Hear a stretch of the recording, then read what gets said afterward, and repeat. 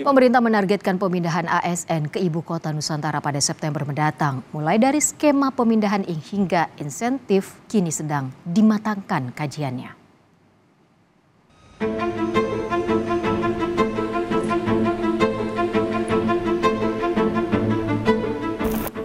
Pemerintah berencana memindahkan 1.740 aparatur sipil negara dari Jakarta ke ibu kota negara Nusantara di Kalimantan Timur. Angka ini juga sudah mempertimbangkan ketersediaan hunian, yang dimana juga kabarnya menjadi salah satu insentif yang akan diberikan kepada ASN yang dimutasi ke IKN. Lantas bagaimana skema insentif dan pemindahannya? Apakah pemindahan ASN bisa dilakukan tepat waktu di bulan September?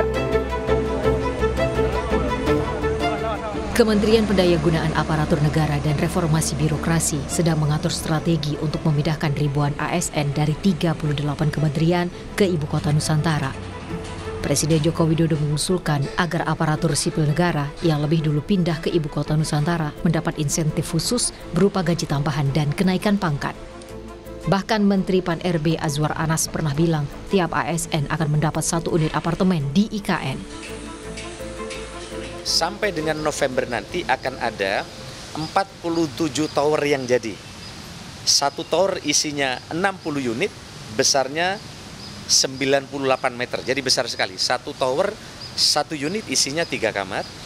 Nanti dari 47 tower itu, 29 tower akan diisi oleh ASN, dan 18 tower akan diisi oleh TNI Polri. Pemerintah juga membuat 3 skema pemindahan ASN. Skema pertama, pemindahan ASN akan dilakukan secara bertahap sesuai penapisan kelembagaan dan ketersediaan hunian. Skema kedua, pemerintah membuka 40.021 formasi CPNS untuk penempatan di IKN dengan pemberian afirmasi sebesar 5% untuk putra-putri Kalimantan Timur. Dan skema ketiga, pemerintah akan melakukan mutasi pegawai dari pemerintah daerah di sekitar IKN. Menyambut kedatangan ASN di bulan September, Satgas Pelaksanaan Pembangunan IKN Kementerian PUPR menyebut ada 12 dari 47 apartemen yang sudah siap dihuni. Pembangunan kantor Kemenko dan rumah tapak menteri pun tengah dibangun. Untuk apartemen ASN itu ada 47 ya.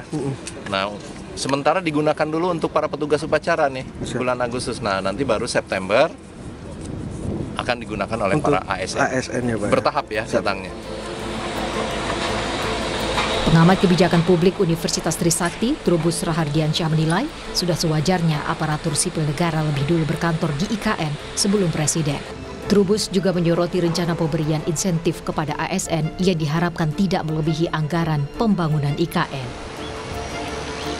Bagaimana meyakinkan ASN agar bisa beraktivitas di sana dengan kelengkapan yang ada aja sebenarnya penting itu, Mbak. Atau kalau misalnya dengan iming-iming dan semuanya itu malah nanti ujung-ujungnya akan memberatkan APBN juga, Mbak. Kalau misalnya nggak terwujud kan gitu. Jadi jangan sampai malah itu menimbulkan kegaduhan, menimbulkan konflik banyak kepentingan dan banyak hal kecemburuan sosial juga bagi ini, Mbak, bagi ASN-ASN yang lain.